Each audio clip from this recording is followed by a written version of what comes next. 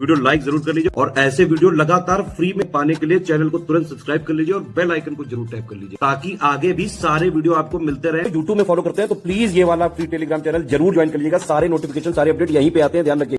नमस्कार दोस्तों, तो जीएस के एक और फुल लेंथ टेस्ट में आप सभी का स्वागत है।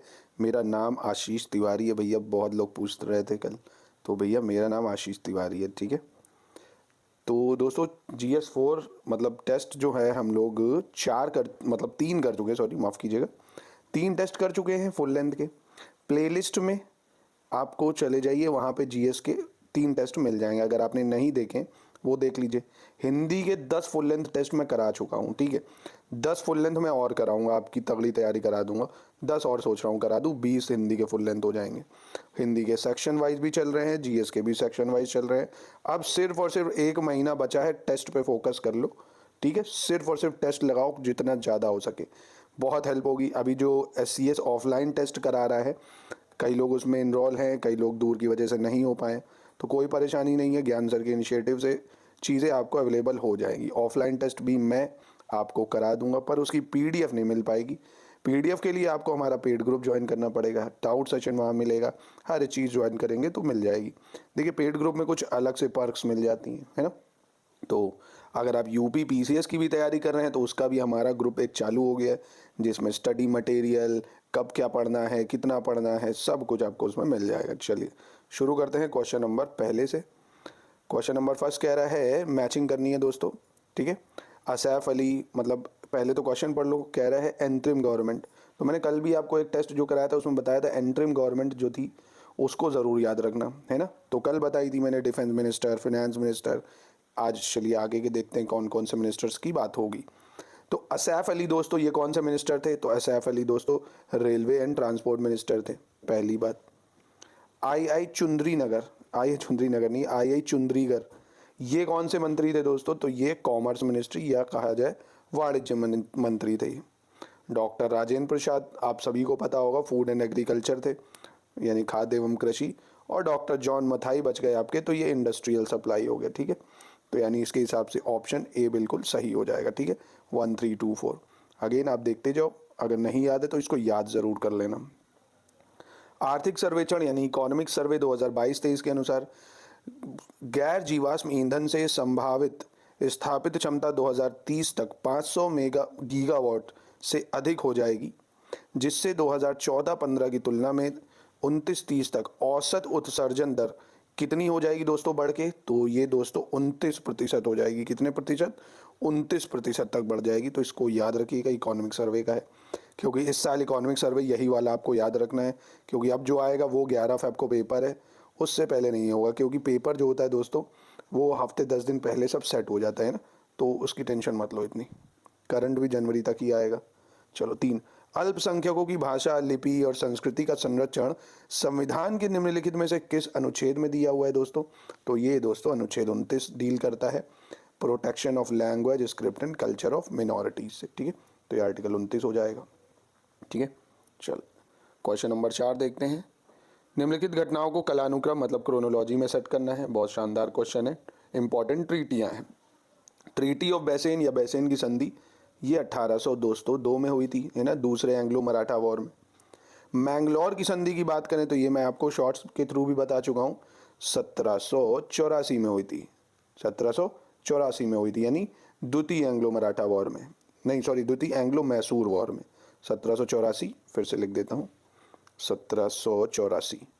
और बैसेन की संधि 1802 में हुई थी दोस्तों, ठीक है। इलाहाबाद की संधि बहुत फेमस है भैया, फर्रुखशियार वगैरह जो आपके थे 1765 में, है ना, इलाहाबाद की संधि करी थी जो बक्सर के युद्ध के बाद। और राजपुर घाट की संधि दोस्तों ये 1806 में होती है। कब होती है? 1806 में होती है, ठीक है। तो इसके हिसाब से सही ऑप्शन दोस्तों क्या हो गया? 3 2 1 4, ठीक है। 1802, 1784, 1765 और आपका 1806, ठीक है। तो ऑप्शन डी हो जाएगा। चले क्वेश्चन नंबर 5 देख लेते हैं। 5 क्या कह रहा है? कह रहा है निमोनिया, नहीं, निम्नलिखित में से कौन सा रोग बोर्डेटेला पट्यूसानिक नामक जीवाणु से कारण होता है दोस्तों? Which of the following disease is caused by type of bacteria called Bordetella pertussis? Bordetella pertussis की वजह से क्या हो जाता है दोस्तों, तो इसकी वजह से काली खांसी हो जाती है, कुत्ते वाली खांसी रात भर जो आती है, एकदम कुकुर खांसी, है ना, तो वूपिंग कफ उसको बोला जाता है दोस्तों।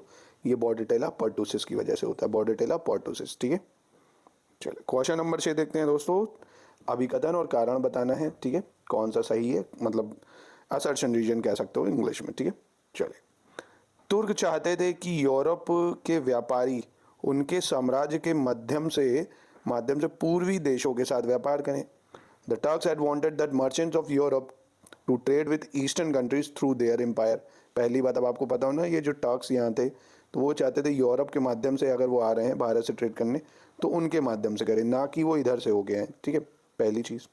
कारण कह रहा है 1453 ईस्वी में तुर्कों ने कुस्तुतुनिया पर कब्जा कर लिया था दोस्तों। तो दोस्तों ये जो है ए, ये गलत है, आर सही है, मतलब बी हो जाएगा। कारण समझिए, क्योंकि 1453 में तुर्कों ने जब कुस्तुतुनिया पर कब्जा करा, जिसके कारण पूर्वी और पश्चिमी देशों के बीच जो संपर्क स्थापित करने वाला मार्ग जो था वो तुर्कों के अधीन आ गया था, और उन्होंने यूरोप के व्यापारियों को अपने साम्राज्य के मध्य पूर्वी देशों के साथ व्यापार करने की अनुमति देने से इनकार कर दिया था। समझ रहे हो, मतलब उन लोगों ने ये नहीं कहा था कि देंगे, ये टोटल मना कर रहा था, क्योंकि वो आधिपत्य खुद करना चाहते थे तुर्क भारत के व्यापार पर। ठीक है, तो ये कथन ही गलत है, कारण तो बिल्कुल ठीक है, उन्होंने कब्जा करके मना कर दिया था। 7वां देखते हैं। किस पुरातत्वविद के अनुसार सिंधु सभ्यता का पतन विदेशी व्यापार में गतिरोध के कारण हुआ? ये किसने कहा था दोस्तों? ये कहा था विलियम फॉक्सवेल अल्ब्राइट। विलियम फॉक्सवेल अल्ब्राइट का ये कहना था दोस्तों। ठीक है, तो इसको याद रखिएगा। चलिए 8 देख लेते हैं। कौन सा निम्नलिखित में से सही सुमेलित नहीं है दोस्तों? ठीक है, बैटल ऑफ अलीवल या अलीवल की लड़ाई 1846, क्या ये सही है दोस्तों? तो बिल्कुल ये सही है। ये किसके बीच में हुई? अगर दोस्तों पूछ ले बैटल ऑफ अलीवल तो आप बताओगे ब्रिटिश और सिख साम्राज्य, है ना, मतलब British versus Sikh. Battle of कौन सी? अलीवल। बैटल ऑफ अलीवल अंग्रेज़ों और सिख के बीच में हुई, अंग्रेज़ और सिख के बीच में हुई। फिरोजपुर की दोस्तों लड़ाई पूछे अगर, तो फिरोजपुर की लड़ाई ये गलत है, 1845 में हुई थी। ये कब हुई थी? 1845 में। किसके बीच में हुई दोस्तों? तो ये तेज सिंह के अधीन सिख सेना और अंग्रेजों के बीच में, है ना, तो अगेन कह सकते हो सिख और अंग्रेजों के बीच में। बदोवल की लड़ाई ये सही है 1846, और सोबाराव की भी लड़ाई 1846 ये भी सही है। ठीक है, तो कहने का मतलब है फिरोजपुर की लड़ाई 1845 में हुई थी, 46 में नहीं, तो ये गलत हो जाएगा। चलिए क्वेश्चन नंबर 9 ट्राई करिए। निम्नलिखित में से किस राज्य की विधानसभा में सीटों की संख्या सबसे कम है? ठीक है, कौन से राज्य में सबसे कम सीटों की संख्या है दोस्तों? बिहार, उत्तर प्रदेश, पश्चिम बंगाल, महाराष्ट्र। तो दोस्तों देखिए, बिहार में 243 सीटें हैं। उत्तर प्रदेश का तो भैया आप सबको पता ही होना चाहिए, 403 सीटें हैं। पश्चिम बंगाल में 294 सीटें हैं, और महाराष्ट्र भी बहुत न्यूज़ में इस बार, तो 288 सीटें। तो सबसे कम कौन हो गया दोस्तों? बिहार हो गया। ठीक है, बिहार हो गया। देखो सबकी लोकसभा राज्यसभा की सीटें, एक चीज़ याद कर लो, लोकसभा राज्यसभा की सीटें सारे राज्यों की आपको पता होना चाहिए, एग्ज़ाम में 2 नंबर दे के जाता है। दूसरी चीज़, जिन राज्यों में चुनाव हुए हैं ना रिसेंट में, जैसे छत्तीसगढ़, एमपी, तेलंगाना, राजस्थान, कर्नाटका, इन सब की भी विधानसभा की सीटें याद कर लो, मैचिंग में आ सकती हैं। ठीक है, चलो 10वां नंबर क्वेश्चन देखते हैं। निम्नलिखित में से 1857 के विद्रोह को सुनियोजित स्वतंत्रता संग्राम कहा गया है। ठीक है, in which of the following book has the revolt of 1851 termed as planned freedom struggle? किसकी किताब में दोस्तों ये कहा गया? तो ये the Indian war of independence 1857 की किताब है, उसमें कहा गया है। अब मैं पूछ लूँ अगर इसको दोस्तों लिखी कितनी है, किसने लिखा है इसको? तो इसको लिखा है दोस्तों वीडी सावरकर, यानी विनायक दामोदर सावरकर ने, पता होगा आपको ये। ठीक है, चले निम्नलिखित में से कौन सा विकल्प सही सुमेलित नहीं है दोस्तों, ये बताना है। ठीक है, sonar use of hypersonic waves, sonar hypersonic wave करता है, ये गलत है। हिंदी में कहें तो सोनार जो है ये हाइपरसोनिक वेव नहीं यूज़ करता है, ये करता है पराश्रव्य तरंगों का। पराश्रव्य हिंदी में कहते हैं पराश्रव तरंगे, और इंग्लिश में इसको कहा जाएगा दोस्तों हाइपरसोनिक नहीं, अल्ट्रासोनिक। कौन सा? अल्ट्रासोनिक। ठीक है, पराश्रव्य किरणें का यूज़ करता है सोनार, और हिंदी में बोलते हैं अल्ट्रासोनिक। अब सोनार क्या है? जैसे कोई पत्थर यहाँ पड़ा है, ऊपर समुद्र में आपकी सबमरीन मतलब प्ले शिप चल रही है, नीचे खजाना है समझ लो, कुछ ढूंढना है कि कुछ बड़ा पत्थर तो नहीं, तो एक ये रिफ्ट जाती है अल्ट्रासोनिक वेव या पराश्रव, फिर वापस आ जाती है। तो इस गया आया, टोटल डेप्थ देख ली कितनी है, डिवाइड 2 कर दिया, तो हाइट पता चल जाती है कि कुछ ऑब्स्ट्रक्शन तो नहीं है, तो ये गलत है। बाकी ये भी याद रखो, जो पायरोमीटर है ये उच्च तापमान की माप करता है, हाइग्रोमीटर वायुमंडल की सापेक्षिक आर्द्रता मापता है, और रडार रेडियो तरंगों का उपयोग करता है। ठीक, तो ये भी काफ़ी इंपॉर्टेंट है। चलो क्वेश्चन 12 देख लेते हैं। मनसबदारी व्यवस्था के संदर्भ में कौन सा कथन सही है दोस्तों, ये बताना है। तो मनसबदारी व्यवस्था, मनसब फारसी भाषा का शब्द है, पहली बात। मनसब इज़ अ पर्शियन वर्ड, तो ये सही है दोस्तों। मनसब एक फारसी भाषा का ही, मतलब फारसी भाषा का ही शब्द है। ठीक है, अब इसका अर्थ जो होता था मनसब का, आपको अगर पता हो, ये मैंने हिस्ट्री में पढ़ाया था, पद होता था, है ना, एक पोस्ट होती थी मनसब में। ठीक है, और मुगल काल के दौरान अकबर द्वारा मनसबदारी व्यवस्था की शुरुआत करी गई, तो ये भी सही है दोस्तों, बिल्कुल। मनसबदारी व्यवस्था मंगोलों की दशमलव प्रणाली पर आधारित थी दोस्तों, मंगोलों की दशमलव प्रणाली पर, तो ये भी दोस्तों बिल्कुल सही है। और मनसबदारी व्यवस्था की शुरुआत मध्य एशिया में हुई, तो बिल्कुल दोस्तों मिडिल ईस्ट, मतलब सेंट्रल एशिया ही में इसकी शुरुआत हुई, ये भी सही है। यानी चारों ही ऑप्शन इसके सही हो जाते हैं। चलिए 13 देखते हैं दोस्तों। देश और उसकी राजधानी है, कैपिटल और कंट्रीज। ठीक है, ये भी मैचिंग में आती ही रहती हैं, तो आपको पता होना चाहिए। कौन सा सही सुमेलित नहीं है ये बताना है। ठीक है, चलिए तो दोस्तों बुल्गारिया, बुल्गारिया की राजधानी सोफिया, बुल्गारिया की राजधानी सोफिया, ये बिल्कुल सही है, ये बिल्कुल सही हो जाएगी। किर्गिस्तान, किर्गिस्तान की बिस्किक, ये भी सही है। मोज़ैम्बिक की दोस्तों, मोज़ैम्बिक की मापुटो, ये भी सही है। तजिकिस्तान की दोस्तों अशगाबाद नहीं होती है, तजिकिस्तान की जो कैपिटल है दोस्तों वो क्या होती है, दोशनबे होती है। क्या होती है, दोशनबे, सुना होगा आपने, दोशनबे, दोशनबे। ठीक है, दोशनबे होती है। और अशगाबाद अगर पूछ ले दोस्तों ये किसकी है, तो ये तुर्कमेनिस्तान की है। ये किसकी है, तो अशगाबाद तुर्कमेनिस्तान की है, और तजिकिस्तान की दोशनबे होती है, तो ये गलत हो जाएगा। जो भी कंट्री न्यूज़ में उनकी कैपिटल जरूर याद रखा करो। ठीक है, चलिए जैसे मेलोनी जी बहुत न्यूज़ में, इटली की याद कर लो, इसराइल की, यूक्रेन की, मिडिल ईस्ट की कंट्रियों की, मिडिल ईस्ट बहुत न्यूज़ में है। ठीक है, चलो क्वेश्चन नंबर देखते हैं दोस्तों हम लोग 14। 14 कह रहा है, चौलाई एक है या अमरचैंथस, एमरैंथस, क्या होता है एमरैंथस दोस्तों, व्हाट डज इट मीन्स एमरैंथस, ये क्या होता है। एमरैंथस दोस्तों ये एक तरह की आयरन रिच वेजिटेबल को एमरैंथस बोला जाता है, या हिंदी में कहें तो चौलाई, जिसमें आयरन प्रचुर सब्जी होती है या आयरन अच्छी मात्रा में पाया जाता है। चलिए क्वेश्चन नंबर देखते हैं 15। निम्नलिखित में से कौन सा कथन सही है दोस्तों, ये बताना है। तुर्की भाषा तुर्क शासकों की मातृभाषा थी, पहली बात। Turkish language was the mother tongue of Ottoman rulers, तो बिल्कुल दोस्तों ये तो होना ही चाहिए। फारसी भाषा तुर्क शासकों की प्रशासनिक भाषा थी, या Persian language was the administrative tongue of Ottoman rulers, तो ये भी सही है दोस्तों। तीसरी बात, मंगोलाई भाषा तुर्क शासकों के धार्मिक कार्यों की भाषा थी, ये कैसे हो सकता है भाई, मंगोलियन तो इधर हो गए, तो ये तो गलत हो जाएगा, क्योंकि धार्मिक कार्यों की भाषा की बात करें तो वो अरबी भाषा थी तुर्कों की। कौन सी थी, अरबी थी, मंगोली नहीं। ठीक है, तो ये तो आसान था, तो इस हिसाब से 1 और 2 बिल्कुल सही हो जाएगा। चलिए क्वेश्चन 16 देख लेते हैं। निम्नलिखित में से किस जिले में उत्तर प्रदेश वन सर्वेक्षण रिपोर्ट 2021 के अनुसार वन आवरण 100 वर्ग किलोमीटर से अधिक की कमी दर्ज की गई है दोस्तों। तो ये इससे पहले वाले टेस्ट में भी मैंने आपको कराया था, तो ये सोनभद्र में करी गई है दोस्तों। किसमें, सोनभद्र में कमी आई है। फिर भी दोस्तों सोनभद्र सबसे ज़्यादा फॉरेस्ट अभी भी वहीं पे ही है। ठीक है, तो याद रखिएगा इसको, काफ़ी इंपॉर्टेंट हो जाएगा। चलिए क्वेश्चन नंबर 17 देख लेते हैं। 17 कह रहा है कि वॉयसरॉय लॉर्ड रीडिंग के अनुसार शासनकाल में निम्नलिखित में से कौन सी घटनाएं घटित हुई हैं। ठीक है, तो सबसे पहले तो दोस्तों वॉयसरॉय लॉर्ड रीडिंग का आपको टाइम पीरियड अगर याद हो, 1921 से 26, ये लो टाइम पीरियड बता दिया, आसानी हो जाएगी उससे आपको करने में। तो 1921 से 26 में कौन कौन सी घटनाएं हुई, चलिए वो देख लेते हैं। तो देखिए सबसे पहले काकोरी ट्रेन डकैती की बात करें तो जी हाँ ये होती है 1925 में, काकोरी ट्रेन डकैती 1925 में होती। केरल में मोपला विद्रोह दोस्तों ये 1921 में होता है, 1921 में हो जाता है।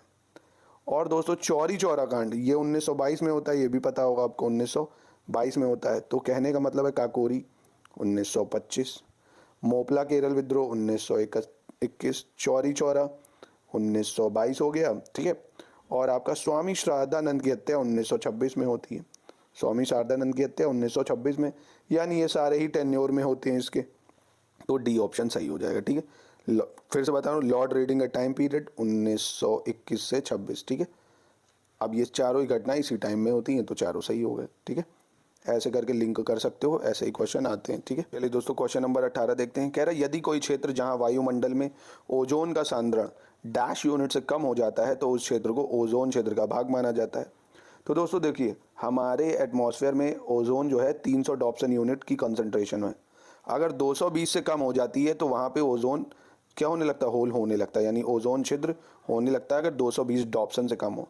डॉप्सन भी दोस्तों पूछ लेगा एग्जाम में क्या है, तो दोस्तों ओजोन लेयर की जो यूनिट होती है वो डॉप्सन होती है। ठीक है, ओजोन को मेजर करता है डॉप्सन।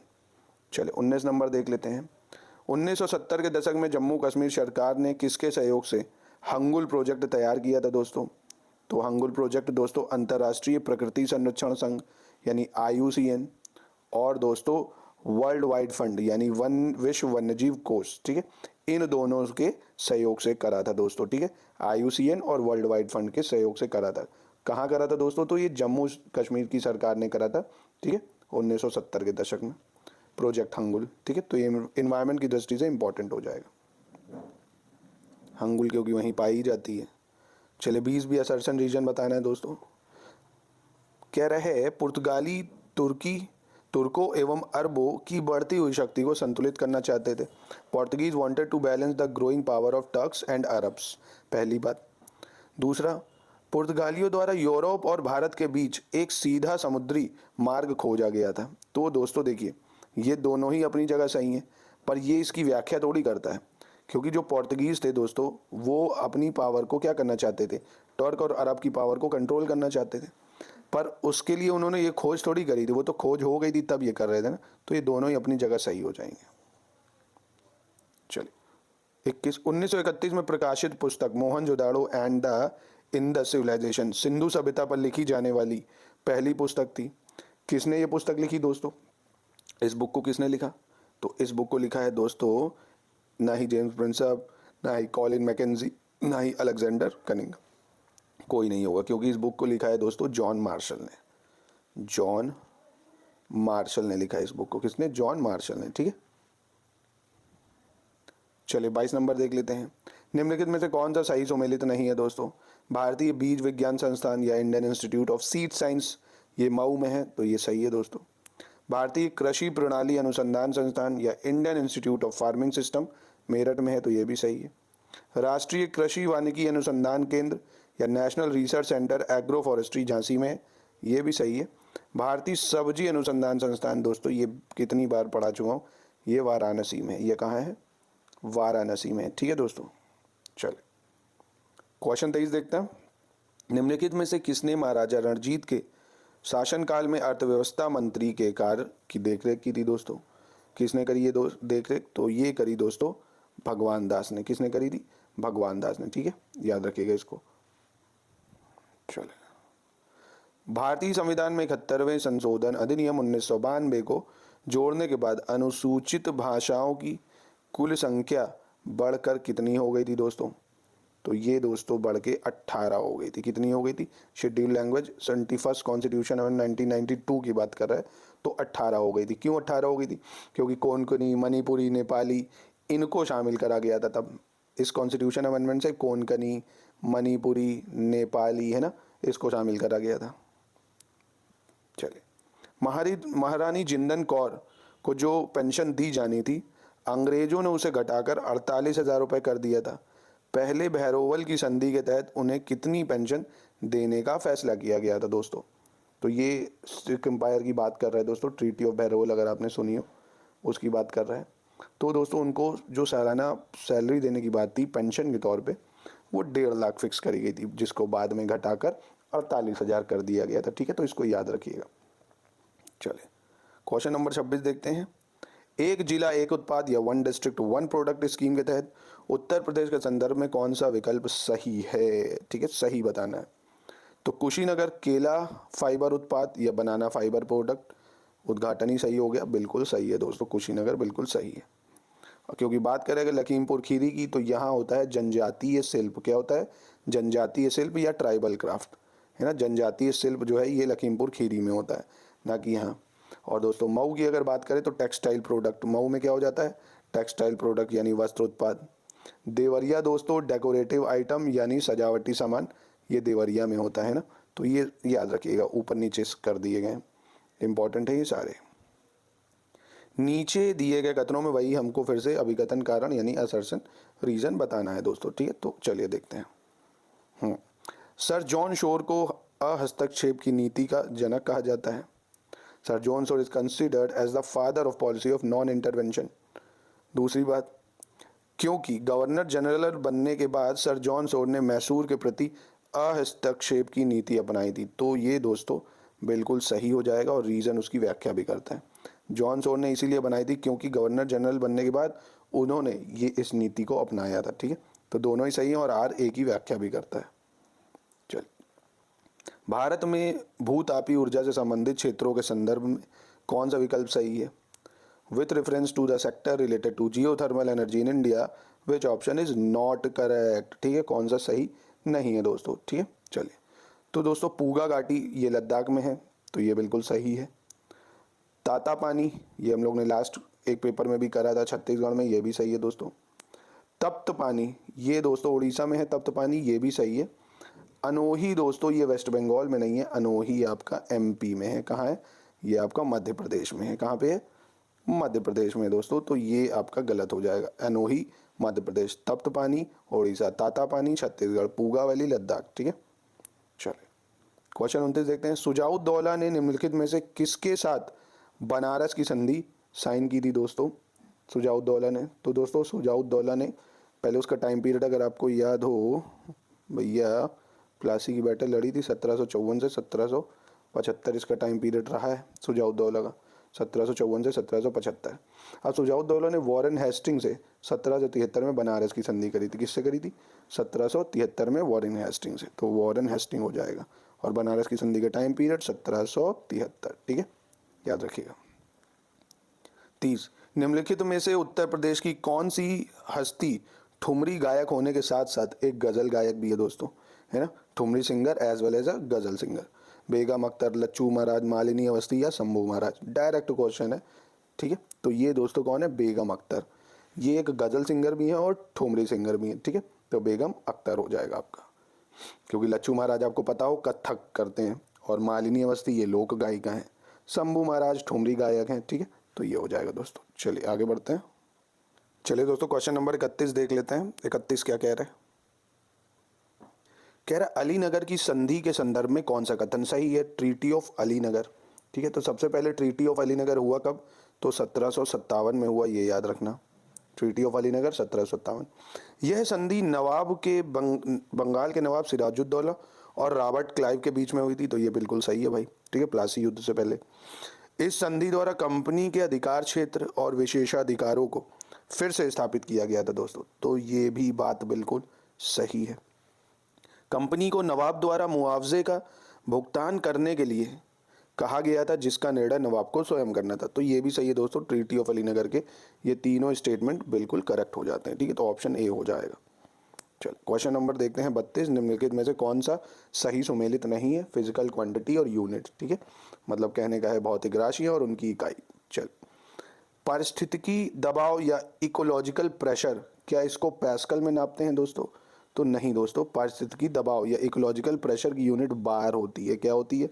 बार होती है, क्योंकि पैस्कल यूनिट जो होती है दोस्तों ये सिर्फ सिंपल प्रेशर की होती है। बचपन में स्कूल में पढ़ा होगा, है ना। तो पास्कल प्रेशर की होती है, इकोलॉजिकल प्रेशर की होती है बार। क्या होती है? बार। तेरा प्यार प्यार प्यार हुक्का बार, ठीक है, वो वाला बार नहीं, बार वाला बार।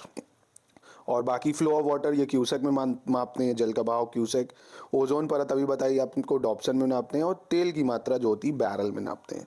किस में मापते हैं? बैरल में मापते हैं, ठीक है। चले, भारत में वास्तविक ब्रिटिश प्रभुसत्ता किस युद्ध में जीत के बाद ही स्थापित हुई थी दोस्तों?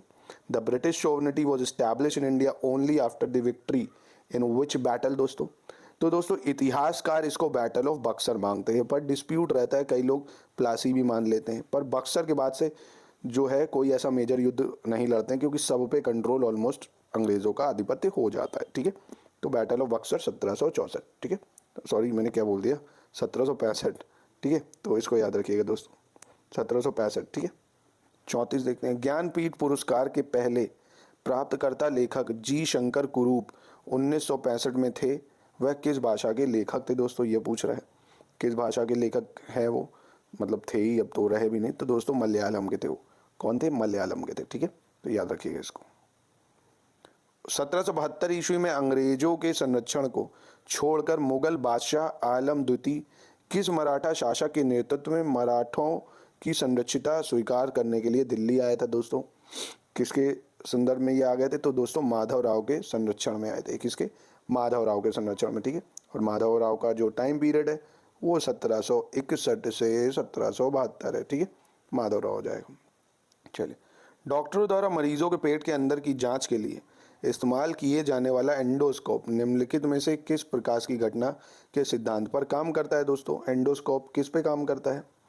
तो दोस्तों एंडोस्कोप जो है टोटल इंटरनल रिफ्लेक्शन, हिंदी में कहें तो प्रकाश का कुल आंतरिक परावर्तन, ठीक है, इंपॉर्टेंट है। चलिए 37 नंबर देखते हैं। मैचिंग करनी है दोस्तों, ठीक है। ये तो यार मैं कितनी बार ये RVP करके मैं आपको ट्रिक बता चुका हूँ ना, फिर से बताता हूँ। चलो, first second third fourth Buddhist council है, इसकी बहुत अच्छी ट्रिक होती है दोस्तों। RVP राजगिरी, वैशाली, पाटलिपुत्र, कश्मीर, ठीक। और अगर रूलर पूछ ले किस राजा ने करी है तो A के, ठीक है। अजात शत्रु, कालाशोक और आपका अशोक और कनिष्क, ठीक है। RVP के A के, ठीक है। तो इसको सर सुसज्जित करना है, मतलब क्रोनोलॉजी में, तो कोई दिक्कत नहीं। अभी बताया ना आपको RVP के, तो 2 1 4 3 हो गया, ठीक है, याद रखिएगा इसको। 38 दोस्तों, विश्व पोलियो दिवस कब मनाया जाता है दोस्तों? किस महीने मनाया जाता है वर्ल्ड पोलियो डे? तो दोस्तों वर्ल्ड पोलियो डे हम लोग मनाते हैं अक्टूबर में। कब मनाते हैं? 24 अक्टूबर को, ठीक है। वर्ल्ड पोलियो डे कब मनाते हैं? 24 अक्टूबर को। चलिए 39, निम्नलिखित में से कौन सा विटामिन पानी में घुलनशील नहीं है? विच of the following vitamin is not a water soluble vitamin? बहुत इंपॉर्टेंट क्वेश्चन है दोस्तों ये। तो मेरे भाई, मेरे दोस्त, पानी में जो घुलनशील विटामिन होते हैं पहले आपको मैं वो बताता हूँ, समझो। एक तो विटामिन C, ये घुल जाता है। विटामिन B1 भी घुल जाता है, B2 भी घुल जाता है, B6 भी घुल जाता है, ठीक है। तो कहने का मतलब है इनमें तो उनका नाम लिखा नहीं है। विटामिन C का नाम समझो, एग्जाम में बहुत बार पूछता है। विटामिन C का नाम एस्कॉर्बिक एसिड। B1 को बोलते हैं दोस्तों क्या? थायमीन। B1 को क्या बोलते हैं? थायमीन बोलते हैं। और राइबोफ्लेविन जो बात करता है ये विटामिन B2 की करता है। राइबोफ्लेविन किसकी करता है? विटामिन B2 की करता है। और नियासिन जो होता है ये विटामिन B6 को कहते हैं दोस्तों। ये किसको कहते हैं? विटामिन B6 को। तो ये तीनों ही वाटर में घुलनशील हैं, तो नन ऑफ द अबव हो जाएगा। नाम याद रखना, एग्जाम में पूछता है ये। चलिए क्वेश्चन नंबर 40 देखते हैं। चलिए दोस्तों क्वेश्चन 40 देख लेते हैं। निम्नलिखित में से कौन सा परंपरागत जैव ईंधन स्टार्च फसलों जैसे मक्का, गेहूं आदि से प्राप्त साधारण शर्करा के किण्वन द्वारा, इंग्लिश में कहे तो फर्मेंटेशन द्वारा निर्मित होता है? तो दोस्तों ये एथेनॉल ब्लेंडिंग सुनी होगी आपने, इसको एथेनॉल बोलते हैं। ये इन सबके फर्मेंटेशन से प्राप्त होता है एथेनॉल, ठीक है। चलिए 41, कौन सा कथन सही है दोस्तों, ये बताना है। ललित विस्तर सूत्र एक संस्कृत महायान बौद्ध सूत्र है जो गौतम बुद्ध की पूरी जीवनी को दर्शाता है दोस्तों। तो Lalit Vistara Sutra is a Sanskrit Mahayana Buddhist sutra that depicts the complete biography of Gautam Buddha, तो ये बिल्कुल सही है। मिलिंद पनाहो बुद्ध भिक्षु नागसेन और इंडो ग्रीक रूलर राजा मिनेंदर के बीच संवाद है, ये तो सबको ही पता होगा, बिल्कुल सही। दोनों ही स्टेटमेंट एकदम सही हो जाएंगे। चलिए 42 देखते हैं। जैव सुरक्षा पर कार्टेजेना प्रोटोकॉल 2003 में लागू किया गया, या यूं कहें तो the Cartagena protocol on bio safety implemented in 2003, ये किससे संबंधित है दोस्तों? तो ये लिविंग मॉडिफाइड ऑर्गेनिज्म या जीवित संशोधित जीव से संबंधित है, ठीक है।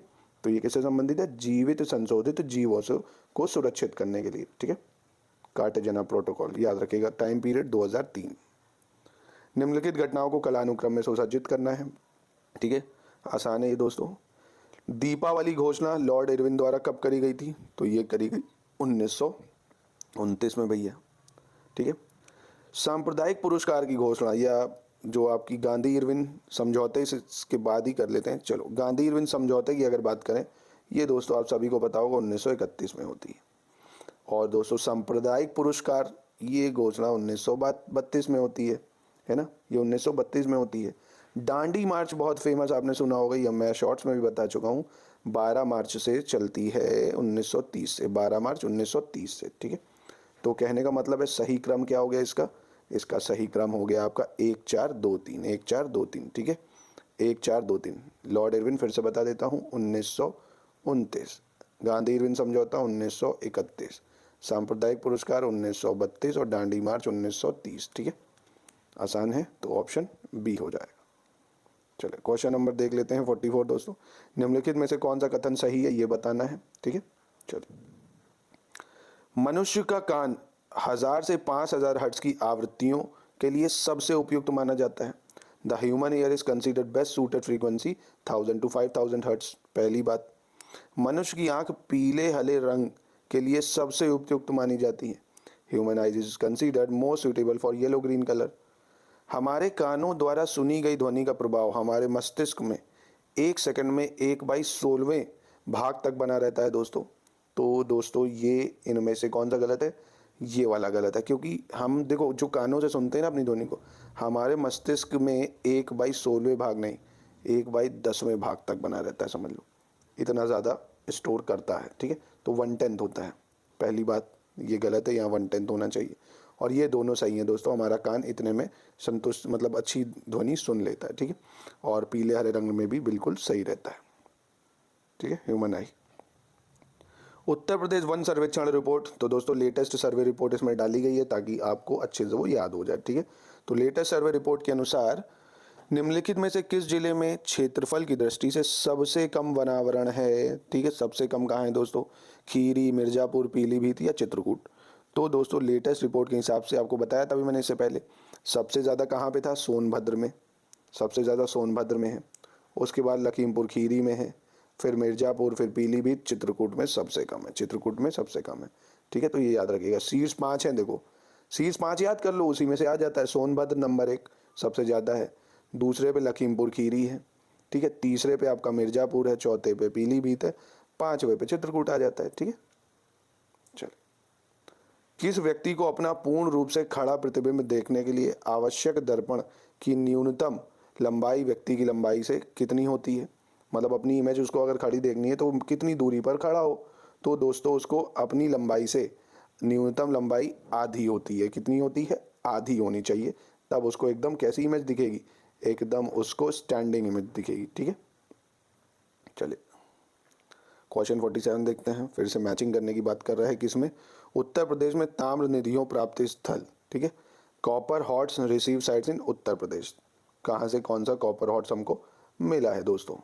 चलिए तो दोस्तों राजपुर परसू, राजपुर परसू यहाँ से हमें क्या मिला है, मतलब ये हमें कहाँ से मिला है, तो राजपुर परसू हमें बिजनौर से मिला है।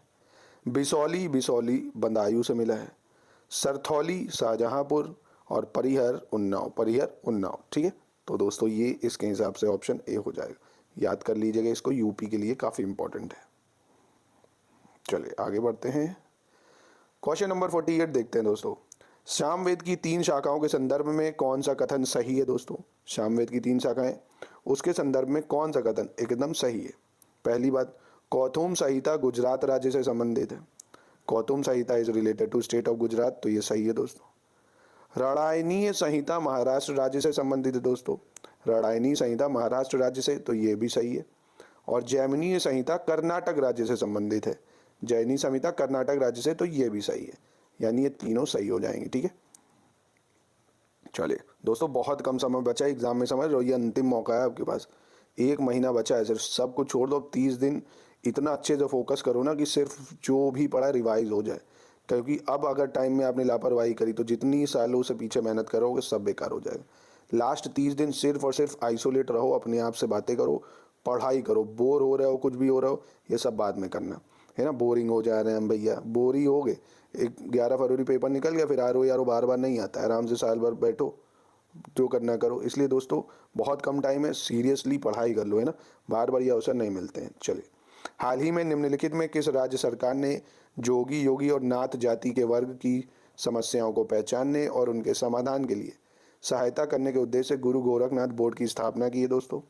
तो गुरु गोरखनाथ बोर्ड की स्थापना किसने की है दोस्तों, तो ये राजस्थान सरकार ने करी। किसने, राजस्थान सरकार ने। चलिए 50 देख लेते हैं। फिर से हमको 50 में क्या करना है दोस्तों, मैचिंग करना है। क्या करना है, मैचिंग करना है। नेम ऑफ तीर्थंकरास और उनकी सिंबल, मतलब तीर्थंकराओं के नाम और उनके प्रतीक क्या थे दोस्तों, ये बताना है। ठीक है, चलिए। तो दोस्तों पार्श्वनाथ का जो था, पार्श्वनाथ का सर्प था। पार्श्वनाथ का सिंबल क्या था, सर्प था। महावीर का सिंबल दोस्तों, महावीर नाम ही है तो वो सिंह हो गए, महावीर सिंह महावीर होता है। और दोस्तों आपका वासु पूज्य की बात करेंगे तो वासु पूज्य का भैंसा हो गया, वासु पूज्य का भैंसा। और विमलनाथ, वी से विमल, वी से वराह। ठीक है, विमलनाथ का वाराह हो गया, विमलनाथ का वाराह हो गया। ठीक है दोस्तों, यानी बोर हो जाएगा।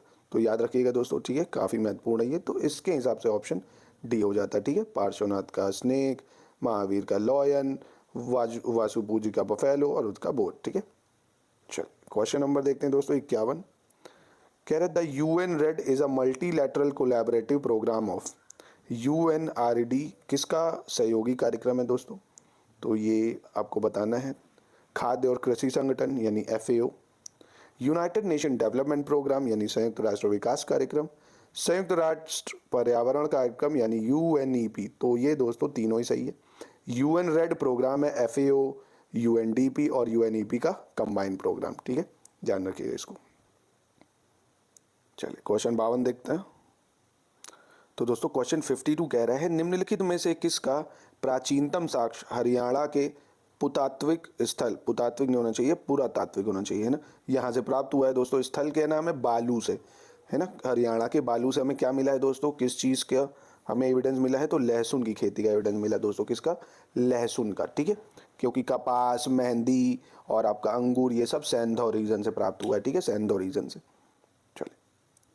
ब्लैक कोरिंथ निम्नलिखित में से किस फल की प्राचीन यूनानी किस्म है दोस्तों, black Corinth is an ancient Greek variety of which of the following fruit. तो मेरे भाई ये अंगूर की है, किसकी है, अंगूर की एक यूनानी किस्म है। चले क्वेश्चन 54 देख लेते हैं।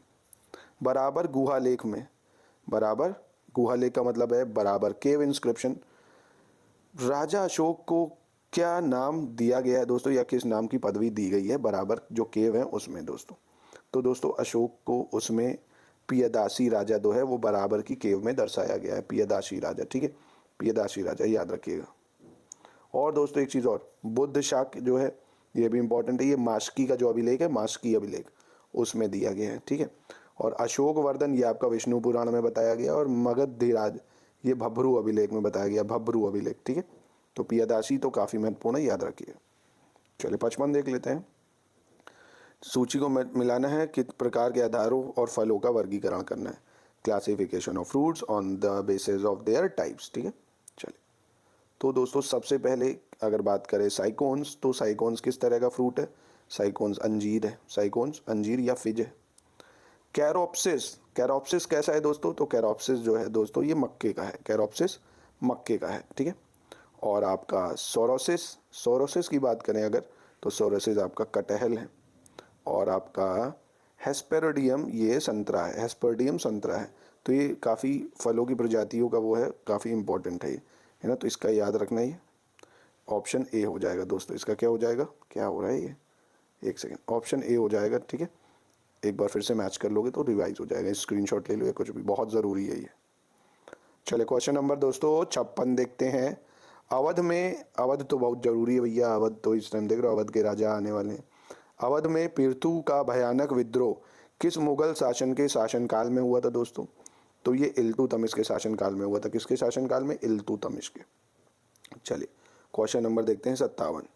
कह रहा है गैम्बूसिया तालाबों और कुओं में मच्छरों को नियंत्रित करने में मदद करता है। गम्बूसिया क्या है भैया, एक गम्बूसिया क्या है, एक बैक्टीरिया है, कोरल है, या फिश है, या टाइप ऑफ फंगस है। तो दोस्तों गम्बूसिया जो है एक प्रकार की मछली है, गम्बूसिया क्या है, एक प्रकार की मछली होती है दोस्तों। ठीक है, और एक चीज़ और समझो, ये एक ऐसी मछली है जिसे तालाबों एवं कुओं में छोड़ने से मच्छरों को नियंत्रित करने में मदद मिलती है। अगर बहुत सारे मच्छर हैं आपकी तालाब में या कहीं पे, तो आप गम्बूसिया मछली को छोड़ दो, सारे मच्छर को खा जाती है ना, तो याद रखिएगा एक मछली है। निम्नलिखित में से, माफ़ कीजिएगा दोस्तों, निम्नलिखित में से किन दो माध्यमों में ध्वनि की चाल लगभग 25 डिग्री सेल्सियस पर समान होती है ना। In which of the following two medium the speed of sound is approximately same at 25 degree Celsius. ठीक है, तो ये दोस्तों हाइड्रोजन, एल्युमिनियम, लोहा या स्टील, किस में दोस्तों एकदम स्पीड सेम होगी, तो ये दोस्तों आपकी आयरन और स्टील, इसमें जो स्पीड होगी वो लगभग सेम होगी, मतलब कहने का मतलब है जितनी होगी 5000 मीटर पर सेकंड के आसपास वो सेम ही होगी, ठीक है। क्योंकि हाइड्रोजन में सबसे कम होगी और एल्युमिनियम में सबसे ज़्यादा होगी। ऑब्वियसली साउंड हाइड्रोजन में तो कम ही हो जाएगा ना, सी हो जाएगा। दोस्तों क्वेश्चन 59 देखते हैं। कह रहा मिनाज उस सिराज किसके बारे में कहते हैं कि ऐसा गुणवान, दयालु हृदय तथा विद्वानों एवं धर्मोपदेशकों का आदर करने वाला सुल्तान कभी सिंहासन पर नहीं बैठा। तो ये किसके बारे में कहा था? बहुत फेमस कोट है ये। तो दोस्तों ये इनमें से तो कोई नहीं है, नाम आप याद रखो, इल्तुतमिश है। ये कौन है? इल्तुतमिश। कौन है? इल्तुतमिश, ठीक है, बहुत ज़्यादा इंपॉर्टेंट है। चले, चर्म रोग निम्नलिखित में से किसके कारण होता है दोस्तों? Skin disease is cause by which of the following, किसकी वजह से होता है चर्म रोग? तो चर्म रोग होता है दोस्तों जब बायोटीन की कमी हो जाती है ना, बायोटीन के कारण। किसके कारण? बायोटीन के कारण। बहुत इंपॉर्टेंट, याद जरूर रखिएगा, ठीक है। चलिए 61 नंबर देख लेते हैं दोस्तों। 61 क्या कह रहा है? निम्नलिखित में से किसने 1924 में महार आंदोलन शुरू करा था? किसने 1924 में महार आंदोलन शुरू करा दोस्तों? तो महार आंदोलन दोस्तों ज्योतिबा फुले, महात्मा गांधी, देवेंद्रनाथ टैगोर, इनमें से किसने शुरू करा? तो दोस्तों महार आंदोलन शुरू करने वाले थे कौन? B R Ambedkar. कौन थे? बी आर अम्बेडकर, ठीक है, बाबा साहब अम्बेडकर ने शुरू करा था इसको। चलिए दोस्तों क्वेश्चन नंबर 62 देखते हैं। कह रहा नीचे दो कथन दिए गए, वही अभी कथन और कारण बताना है। सिंहासन पर बैठते ही सर्वप्रथम फिरोज शाह तुगलक ने 1267 में मेवों का दमन कर दिया था। तो दोस्तों पहले ही गलत है, क्योंकि मेवों का दमन 1267 में फिरोज शाह तुगलक ने नहीं करा था दोस्तों, ये करा था आपके किसने? बलबन ने। किसने करा था? बलबन ने। तो गयासुद्दीन बलबन, ठीक है, नाम याद रखिएगा। कारण दिल्ली के दोआब में मेव जनजातियों का आतंक बहुत था, ये तो सही है दोस्तों। कारण सही है, अभी कथन गलत है, यानी दोस्तों ए गलत है, आर सही है, बी हो जाएगा। नाम याद रखिएगा, इंपॉर्टेंट है, ये बलबन ने करा था। चलिए 63 देख लेते हैं। निम्नलिखित में से सही विकल्प का चयन करना है कि कौन सा विकल्प इसमें से सही है, ठीक है। चलिए, हाल ही में शिक्षा मंत्रालय ने राष्ट्रीय शिक्षा प्रौद्योगिकी मंच दीक्षा को आधुनिक रूप देने के लिए और ऑरेकल क्लाउड इंफ्रास्ट्रक्चर का चयन किया है दोस्तों।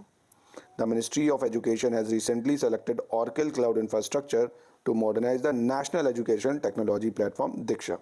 तो बिल्कुल सही है ये दोस्तों, ये क्या है? बिल्कुल सही हो जाएगा ये पहला। हाल ही में उड़ीसा के बरगढ़ जिले में एक वेक्टर जनित बीमारी स्क्रब टाइफाइड संक्रमण की पुष्टि की गई है दोस्तों, तो ये भी सही हो जाएगा। तीसरा, हाल ही में चलचित्र संशोधन अधिनियम 2023 20 जुलाई 2023 को राज्यसभा में पेश किया गया और इस विधेयक को 27 जुलाई 2030 को राज्यसभा द्वारा 31 जुलाई 2023 को लोकसभा द्वारा पारित कर दिया गया। तो ये भी दोस्तों सही है, ठीक है, ये भी बिल्कुल सही हो जाएगा। तो इस तरह की डेट्स थोड़ा एग्जाम में आजकल ट्रेंड बढ़ गया पूछने का, ठीक है, तो याद रखिएगा इसको। चलिए, निम्नलिखित में से गलत विकल्प का चयन करना है दोस्तों। 64 में कौन सा विकल्प गलत है दोस्तों? मतलब फुल फॉर्म अगर आपको पता हो तो आप आराम से इसको कर ले जाओगे। चलो, तो दोस्तों देखो, यूएसबी का यूनिवर्सल सीरियल बस, ये बिल्कुल सही है। MIPS मिलियन ऑफ इंस्ट्रक्शंस पर सेकंड, ये भी सही है। HTTP का हाइपर टेक्स्ट ट्रांसफ़र प्रोग्राम नहीं होता दोस्तों, हाइपर टेक्स्ट ट्रांसफ़र प्रोटोकॉल अगर यहाँ पे होता प्रोटोकॉल तो सही हो जाता, हाइपर टेक्स्ट ट्रांसफ़र प्रोटोकॉल, ठीक है, तो ये गलत हो जाएगा। बाकी रैम भी सही है, random access memory. Question number 65 देखते हैं। कह रहा वर्ष 1997-98 के दौरान शुरू हुए एकलव्य आदर्श आवासीय विद्यालय के अंतर्गत वर्ष 2022 तक कितने नए विद्यालय खोले जाएंगे? तो दोस्तों एकलव्य मॉडल आपको पता हो ना, जहां ST आबादी होती थी वहां स्कूल खोले जाते थे। तो 2022 तक दोस्तों 462 और स्कूल खोलने का प्रावधान करा गया है, ठीक है, तो 462 हो जाएगा, याद रखिएगा इसको। चलिए दोस्तों क्वेश्चन नंबर 66 देखते हैं। क्या कह रहा है क्वेश्चन नंबर 66?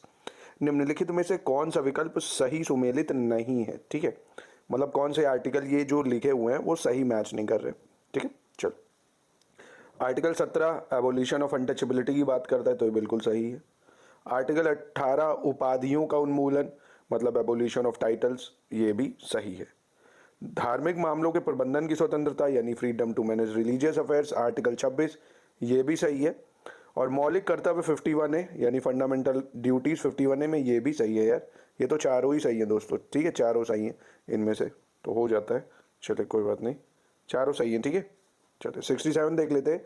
निम्नलिखित में से कौन सा विकल्प सही सुमेलित नहीं है, ये बताना है दोस्तों, ठीक है। 1 बिट का मतलब 8 बिट होता है, मतलब 8 बाइट होता है। 1 किलोबाइट का मतलब 1024 बाइट्स होता है। 1 मेगाबाइट का मतलब 1024 किलोबाइट्स और 1 गीगाबाइट का मतलब 1024 मेगाबाइट। तो इनमें से दोस्तों कौन सा सही सम्मिलित नहीं है ये बताना है। तो दोस्तों पहला वाला जो है ये गलत है, क्योंकि 1 बिट में 8 बाइट नहीं होते हैं, उल्टा लिखा है। कहने का मतलब ये है कि 1 बाइट में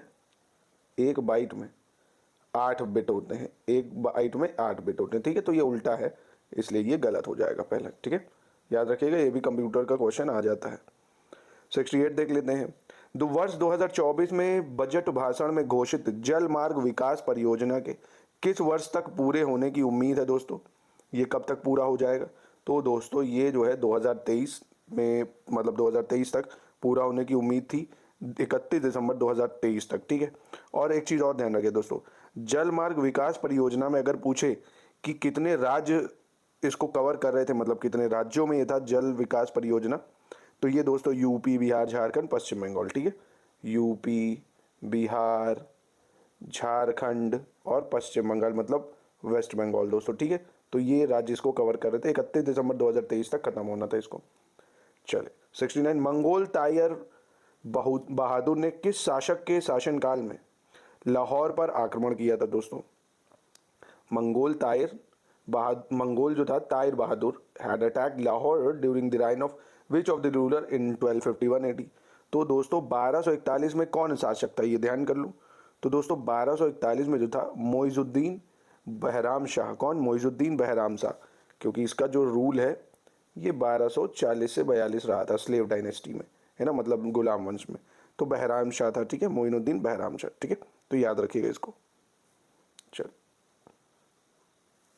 निम्नलिखित में से गलत विकल्प का चयन करना है दोस्तों। कौन सा विकल्प गलत है? ग्लोबल वार्मिंग कार्बन डाइऑक्साइड की वजह से हो रही है। दूसरा है aspergillosis in the manufacturing of citric acid, मतलब एस्परगिलसिस जो है सिट्रिक अम्ल बनाने में यूज होता है। राइजोबियम नाइट्रोजन स्थिरीकरण में यूज होता है। और yeast in the production of alcohol. अरे ये भी चारों ही सही है दोस्तों, ठीक है, इनमें से कुछ गलत नहीं है, ये भी चारों सही है, ठीक है। तो इसको भी याद रखिएगा, अगर आपके एग्जाम में आ सकते हैं तो ये चारों ही सही है दोस्तों, ठीक है। चलिए दोस्तों क्वेश्चन नंबर 71 देखते हैं। कह रहा है जोधपुर में स्थित पंडुआ के संस्कृत शिलालेख में उल्लेख किया गया है कि किस मुगल शासक के देवतुल्य सौर से पृथ्वी अत्याचारों से मुक्त हो गई, ठीक है। ये किस में कहा गया है दोस्तों? ये अलाउद्दीन खिलजी के बारे में। किसके बारे में? अलाउद्दीन खिलजी के बारे में चीज़ कही गई है कि जोधपुर में स्थित जो पंडुआ का संस्कृत शिलालेख है उसमें उल्लेख किया गया कि अलाउद्दीन खिलजी के देवतुल्य सौर से पृथ्वी अत्याचारों से मुक्त हो गई है, ठीक है। चलिए 72 देख लेते हैं। विश्व स्वास्थ्य संगठन द्वारा घातक वायरस इबोला को अंतर्राष्ट्रीय सार्वजनिक स्वास्थ्य आपदा कब घोषित किया गया था दोस्तों? ठीक है, तो ये इबोला न्यूज़ में भी काफ़ी था, तो पूछ सकता है आपसे। तो इबोला को दोस्तों 2014 में घोषित किया गया था। कब करा गया था? 2014 में, ठीक है। चल क्वेश्चन नंबर देख लेते हैं 73। निम्नलिखित में से कौन सा कथन सही है दोस्तों, ये बताना है कौन सा कथन सही है, ठीक है। डेंगू बुखार में प्लेटलेट्स की कमी हो जाती है दोस्तों, क्या ये बात सही है दोस्तों?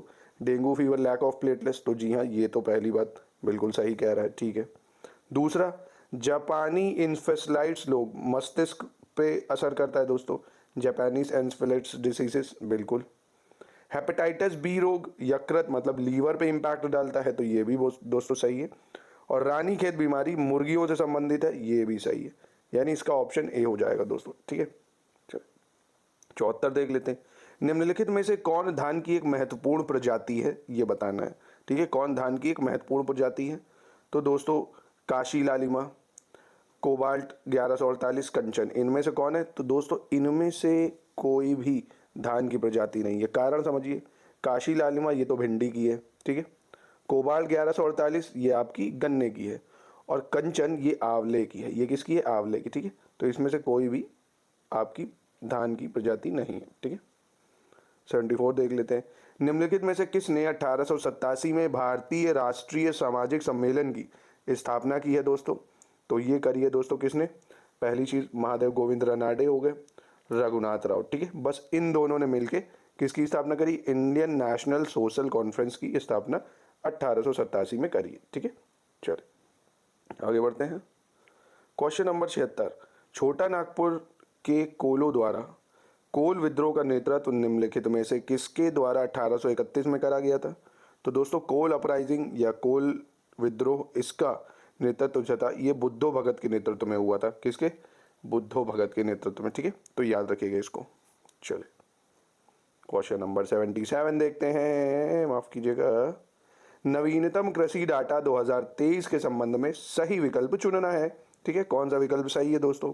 पहली बात, भारत में सबसे ज्यादा उत्पादन मलबरी रेशम का है, तो दिया मलबरी सिल्क सबसे ज्यादा यही होती है। वन्य सिल्क में तसर रेशम, एरी रेशम और मूंगा रेशम को सम्मिलित किया जाता है, तो ये भी दोस्तों सही। कर्नाटक भारत में रेशम का सबसे बड़ा उत्पादक है, तो ये भी दोस्तों सही है। जी हाँ, कर्नाटक रेशम का सबसे बड़ा उत्पादक है, ये भी सही है दोस्तों। ठीक है, यानी 1 2 3 तीनों इसके सही हो जाएंगे। ठीक है, लेटेस्ट डाटा है दोस्तों ये।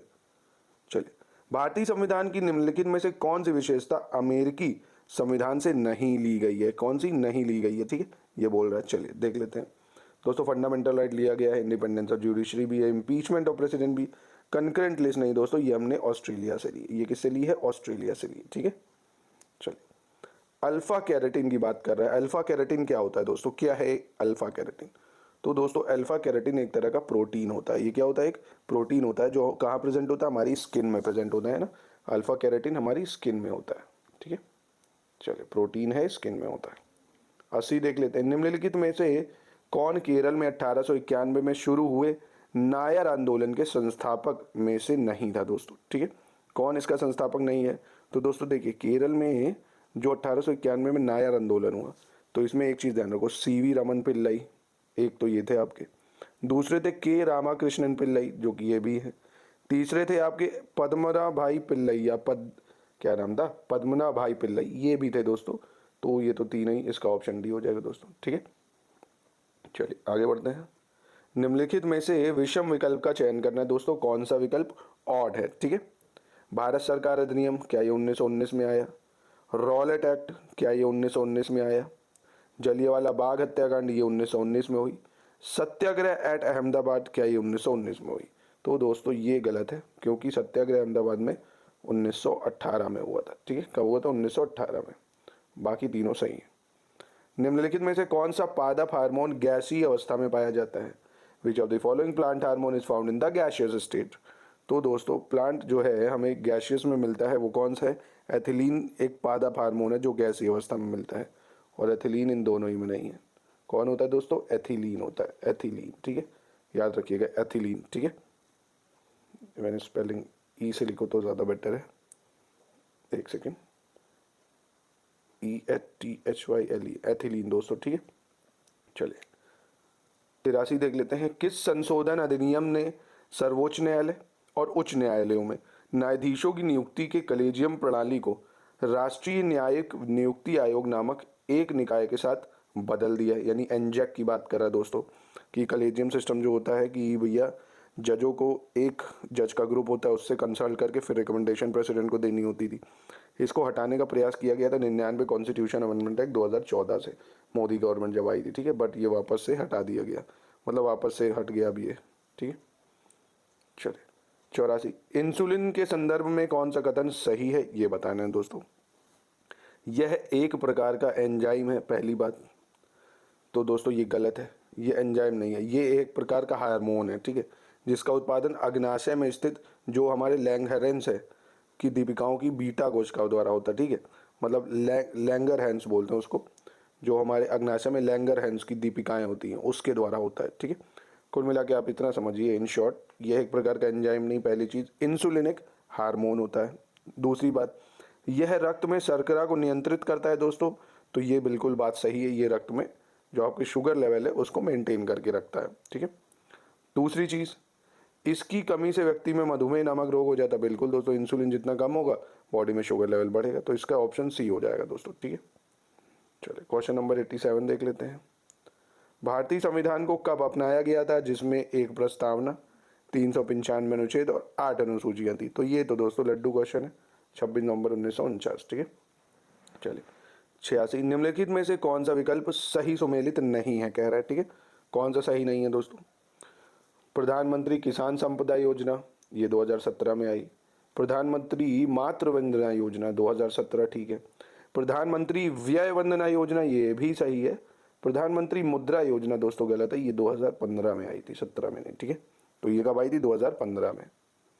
चलिए 87 देख लेते हैं। नवीनतम कृषि डाटा 2023 के अनुसार निम्नलिखित में से कौन भारत का सबसे बड़ा ऊन उत्पादक राज्य बना है दोस्तों? तो दोस्तों भारत का सबसे बड़ा ऊन उत्पादक राज्य रीसेंट डाटा के हिसाब से राजस्थान बना है। कौन बना है? राजस्थान बना है, ठीक है। चलिए 88 में दोस्तों मैचिंग करनी है हम लोगों को। चलिए एक सेकेंड, मैचिंग करनी है। फसलें और उत्पादन में कौन सा राज्य प्रथम है? आराम से आपका लेटेस्ट डाटा पूरा मैंने टेस्ट के थ्रू तैयार कर दिया है। जिसने नोट्स बना लिए होंगे उसको तो और मज़ा आ गया होगा, ठीक है। तो दोस्तों सोयाबीन में कौन नंबर 1 पे आया है लेटेस्ट डाटा के हिसाब से? तो महाराष्ट्र आया है। मसाले में कौन नंबर आया है? नंबर 1। तो मसाले उत्पादन में मध्य प्रदेश नंबर 1 है। गन्ना और चीनी में उत्तर प्रदेश हो गया है। सूरजमुखी में कर्नाटक हो गया है, ठीक है। तो इसके हिसाब से ऑप्शन ए बिल्कुल करेक्ट है। याद ज़रूर रखिएगा, लेटेस्ट डाटा है ये, ठीक है। चलिए 89 देख लेते हैं। संविधान सभा के संदर्भ में कौन सा कथन सही है, ये बताना है दोस्तों, ठीक है। संविधान सभा के कथन, इसे 24 जनवरी 1950 को राष्ट्रीय ध्वज को अपनाया था, ये गलत है भाई। वो तो बच्चों को पता है, 22 जुलाई 1947 है ना। हमने राष्ट्रीय फ्लैग कब बनाया? 22 जुलाई 1947 को। तो पहला तो गलत हो गया। इसने 24 जनवरी 1950 को राष्ट्रगान अपनाया, तो ये तो सही है। और इसने 24 जनवरी 1950 को राष्ट्रगीत अपनाया, ये भी सही है दोस्तों। यानी इसका 2 और 3 सही हो जाएगा, यानी ऑप्शन बी हो जाएगा। 90 नंबर देख लेते हैं। 29 मार्च 2022 को शुरू किया गया वाइब्रेंट विलेज कार्यक्रम किस मंत्रालय से संबंधित है दोस्तों? वाइब्रेंट विलेज प्रोग्राम, तो ये मिनिस्ट्री ऑफ फाइनेंस है दोस्तों। किससे है? मिनिस्ट्री ऑफ फाइनेंस है। चलिए 2011 की जनगणना के अनुसार न्यूनतम जनसंख्या वाले शीर्ष 3 केंद्र शासित प्रदेश का चयन करना है। बहुत ज़्यादा इंपॉर्टेंट है लेटेस्ट डाटा, मतलब अब इससे बात तो सेंसस हुआ ही नहीं है ना। इस टाइप के क्वेश्चन आते हैं काफ़ी। इससे पहले 2021 में भी आया था सेंसस से सवाल। तो दोस्तों 2011 की जनगणना के अनुसार न्यूनतम जनसंख्या वाले शीर्ष 3 यूटी की अगर बात करें तो सबसे पहले याद रखो लक्षद्वीप है नंबर 1। दूसरे पे आपका कौन आता है? दमन और दीव। तीसरे पे आपका कौन आता है? दादर नगर हवेली, ठीक है। तो कहने का मतलब है ऑप्शन सी सही हो जाएगा। लक्षद्वीप, दमन एंड दीव, दादर नगर हवेली, ठीक है। यानी ऑप्शन सी सही है। और ये ऐसे ही एज इट इज़ याद भी रखना है, क्योंकि लक्षद्वीप न्यूज़ में बहुत है। दमन दीव, दादर नगर हवेली तीसरे पे, ठीक है। चलिए नवीनतम खनिज डाटा 2023 के संबंध में गलत विकल्प को चुनना है। कौन सा गलत है? भारत बॉक्साइट, क्रोमाइट, लौह अयस्क और चूना पत्थर खनिजों के मामले में आत्मनिर्भर बनने के करीब है। पहली चीज़ तो जी हाँ दोस्तों, हम सेल्फ सफिशिएंट, इसमें हमारे पास अच्छे खासे रिजर्व हैं। भारत में काइनाइट, मैग्नेसाइट, मैंगनीज, अयस्क रॉक, फॉस्फेट और सिलिमेनाइट आदि खनिजों की कमी है। जी हाँ दोस्तों, ये भी सही है। भारत में आंध्र प्रदेश राज्य में यूरेनियम का सबसे अधिक भंडार है। ये बहुत इंपॉर्टेंट लाइन है। आंध्र प्रदेश में यूरेनियम का सबसे अधिक रिजर्व है दोस्तों, ठीक है। तो यानी इसमें कोई गलत नहीं है, तीनों ही ऑप्शन सही है, ठीक है। 93 उत्तर प्रदेश जनगणना 2011 के संदर्भ में कौन सा कथन सत्य है दोस्तों? सीतापुर जिले में अनुसूचित जाति की जनसंख्या सबसे अधिक है। शेड्यूल कास्ट जो है सबसे अधिक है दोस्तों, तो ये बिल्कुल सही है। और बागपत जिले में अनुसूचित जाति की संख्या सबसे कम है, ये भी सही है, ठीक है। तो सीतापुर में सबसे ज़्यादा एससी हैं और बागपत में सबसे कम, ठीक है। चलो दोस्तों क्वेश्चन नंबर 94 देखते हैं। रामग्राम, जिसे वर्तमान में रामगढ़ ताल के नाम से जाना जाता है, कोलिया गणराज्य की राजधानी भी रही है। किस जिले में स्थित है दोस्तों ये? तो दोस्तों ये जो कोलिया ओलिगार्ची आपने सुनी ना, जो बुद्ध जी की बीवी थी यशोधरा, वो यहीं से थी, कोलिया ओलिगार्ची से या कोलिया गणराज्य से। प्रेजेंट में वो गोरखपुर है। प्रेजेंट में वो कहाँ है? गोरखपुर जिले में, ठीक है। तो याद रखिएगा इसको, रामग्राम गोरखपुर में। पुरुषोत्तम दास टंडन कौन थे भैया? ये बताना है कि पुरुषोत्तम दास टंडन ये कौन थे? तो भैया पुरुषोत्तम दास टंडन जो थे वो उत्तर प्रदेश विधानसभा के पहले अध्यक्ष थे। तो ये आपको पता होना चाहिए, एग्जाम में पूछ लेगा। जैसे प्रेजेंट में सतीश महाना है, ऐसे ही उत्तर प्रदेश विधानसभा के पहले अध्यक्ष पुरुषोत्तम दास टंडन थे, ठीक है। ये भी ध्यान रखो, उत्तर प्रदेश की पहली राज्यपाल पूछ ले तो कौन थी? सरोजनी नायडू थी। उत्तर प्रदेश के प्रथम मुख्यमंत्री तो बहुत ही इंपॉर्टेंट है, गोविंद वल्लभ पंत। कौन थे? गोविंद वल्लभ पंत, ठीक है। गोविंद वल्लभ पंत याद रखना। तो ये सरोजनी नायडू हो गए, गोविंद वल्लभ पंत हो गए, ये आपके पुरुषोत्तम दास टंडन हो गए। उत्तर प्रदेश विधान परिषद के पहले अध्यक्ष यानी लेजिस्लेटिव काउंसिल के, तो ये चंद्रभाल थे। कौन थे? चंद्रभाल, ठीक है, चंद्रभाल हो जाएंगे, ठीक है। चलिए, तो सी हो गया इसका। 96 देखते हैं, निम्नलिखित में से कौन सा उत्तर भारत का पहला मंदिर है जिसमें शिखर बनाया गया है दोस्तों। नॉर्थ इंडिया का कौन सा ऐसा पहला टेम्पल है जिसमें शिखर बनाया गया है? तो दोस्तों ये है दशावतार मंदिर ललितपुर, दशावतार मंदिर ललितपुर, ठीक है। चलिए 97 देखते हैं, निम्नलिखित में से कौन सा कथन सही है दोस्तों, ये बताना है, ठीक है, कौन सा कथन सही है। कॉन्गो नदी एकमात्र प्रमुख नदी है जो भूमध्य रेखा को 2 बार पार करती है दोस्तों। तो दोस्तों ये बात बिल्कुल सही है। कॉन्गो रिवर अफ्रीका की ऐसी रिवर है जो इक्वेटर को 2 बार काटती है। यह अफ्रीकी महाद्वीप की सबसे बड़ी नदी है, तो ऐसा कैसे हो सकता है, तो गलत है, आपने पढ़ा है। नील नदी अफ्रीका की जो है वो क्या है, सबसे बड़ी नदी। नील नदी अफ्रीका की सबसे बड़ी नदी है। नील नदी के बाद अफ्रीका की दूसरे नंबर की नदी है ये, ठीक है। कॉन्गो जो है वो दूसरे नंबर पे आती है, जो लॉन्गेस्ट है, पहले पे नहीं। तो दूसरा स्टेटमेंट गलत, पहला सही। यह विश्व की दूसरी सबसे बड़ी, हाँ ये तो बात सही है, तो यानी ऑप्शन सी हो गया, ठीक है। याद रखिएगा कॉन्गो के बारे में। वर्ष 98 देखते हैं, 2011 की जनगणना के अनुसार साक्षरता दर की दृष्टि से गोवा राज्य को कौन सा स्थान दिया गया है दोस्तों। गोवा कौन से नंबर पे है अगर आप उसमें बात करें हम लोग लिटरेसी में, तो गोवा को दोस्तों स्थान मिला है तीसरा। कौन सा स्थान मिला है, तीसरा। क्यों तीसरा मिला है, क्योंकि पहले पे तो आपको पता है केरल है, दूसरे पे you will be shocked Mizoram है, और तीसरे पे हमारा गोवा हो जाएगा दोस्तों, ठीक है। तीसरे पे कौन हो जाएगा, गोवा हो जाएगा, याद रखिएगा इसको, काफ़ी महत्वपूर्ण है ये, है ना। केरला, मिजोरम, गोवा, ठीक है। 99 भारतीय मानक मध्यमा रेखा क्षेत्र निम्नलिखित में से किस राज्य से होकर नहीं गुजरती है। किस राज्य से, तो ये तो अभी भी टेस्ट में अभी आया था ऊपर, ये फिर से रिपीट हो गया है। तो दोस्तों अभी बताया था ना आपको, यूपी, एमपी, छत्तीसगढ़, उड़ीसा, आंध्र प्रदेश। तो ये गुजरात कहाँ से घुसा है, यहाँ गुजरात में नहीं जाएगी दोस्तों, ठीक है। 100 देख लेते हैं।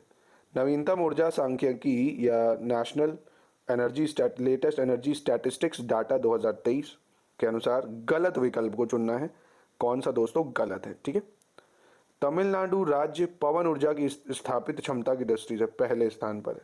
Tamil Nadu rank first in terms of installed capacity of wind range, बिल्कुल सही है भाई, विंड एनर्जी। गुजरात राज्य पवन ऊर्जा की स्थापित क्षमता की दृष्टि से दूसरे स्थान पर है, ठीक है।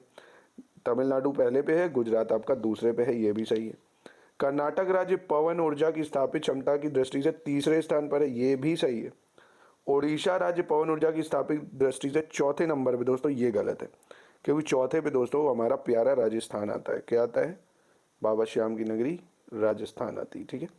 राजस्थान चौथे पे है, ओडिशा नहीं है, तो ये गलत हो जाएगा दोस्तों। 100 में कितने सही हुए ये जरूर देखना, अभी तो 40 और बचे यार। देखो मैंने एक चीज़ बताई थी, 140 है, कम से कम 100 तो अटेम्प्ट करो, ठीक है, और कोशिश करो 8 से 10 गलत हो।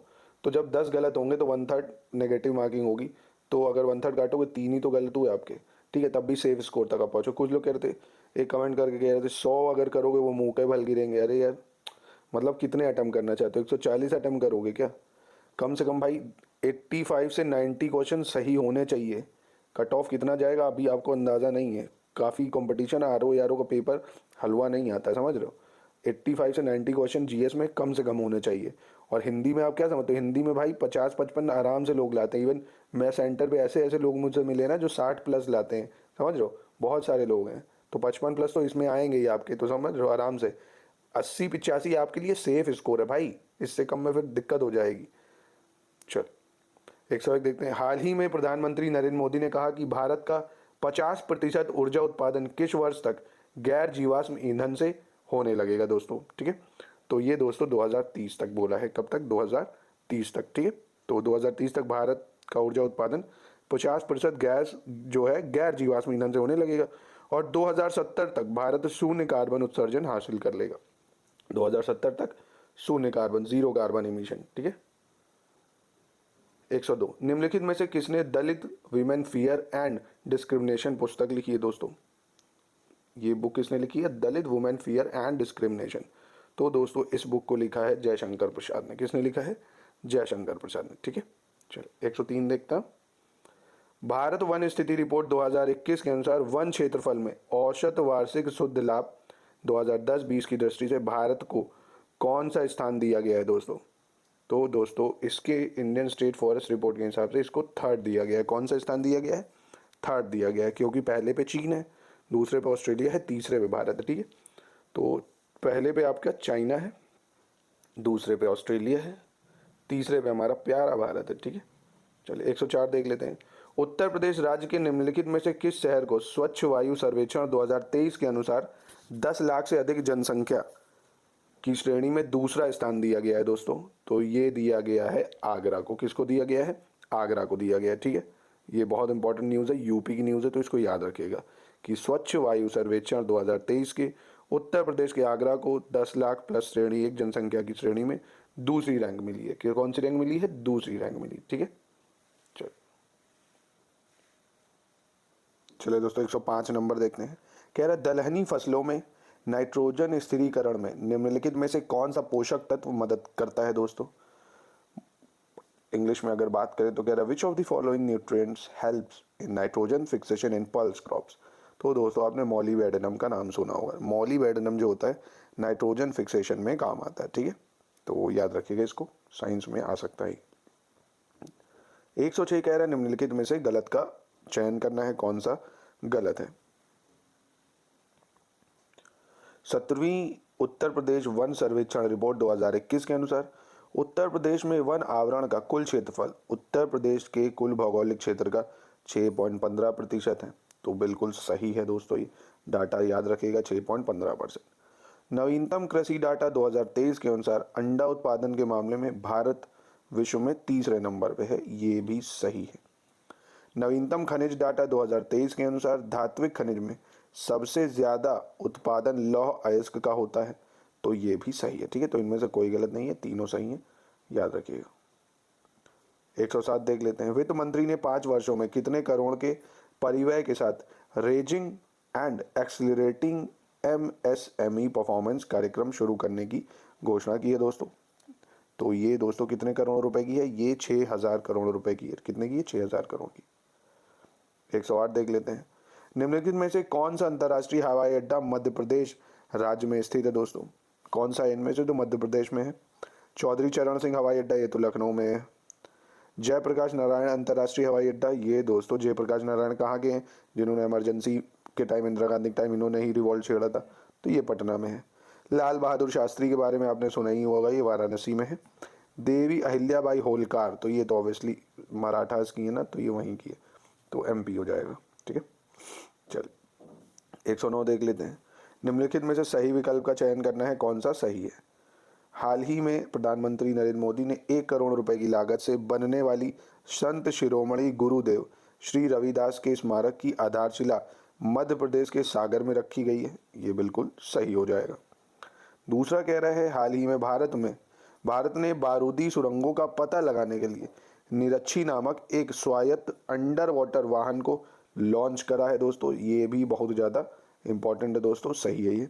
हाल ही में झारखंड सरकार ने राज्य में मैनग्रोव सेल की स्थापना घोषणा की है दोस्तों। तो ये दोस्तों गलत हो जाएगा, ये झारखंड नहीं है, ये वेस्ट बंगाल है, यानी पश्चिम बंगाल। ठीक है, ये गलत हो जाएगा, यानी इसका से केवल 1 और 2 सही है। ठीक है, चलिए 110 देख लेते हैं।